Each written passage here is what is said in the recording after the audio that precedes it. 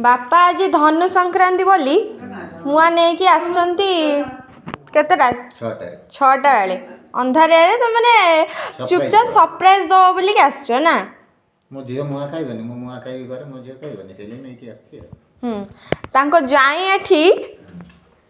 बापा ପାଇଁ चा करी दउछन देख कोले चा गोला होची चाय चाय चाय दुकान हां चाय स्पेशल कहीं जोरे कहू ना ससुर को पाखे लाज लगुच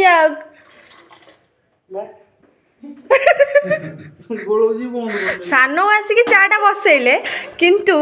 जाई तांगर टिके मु तो चीनी पकेली मु तो ये करली मु तो चापती पकेली से कोन कले कोनटा जा हो तमे जा हो सेति तो तमे चा करी कि ससुर पे चा कल शाबाश वाह वेल डन सानो ताहले चाटा छाणुचंती ना कोन सानो चा पिया को जाउथले बापा आसी पहुंची गले सानो चा पिया अधर को सानो कोन चा पीबे फाइनली ससुर को चाटी करी देले बापा पी की कुह तुम जाई करचंदी चा को बढिया हिच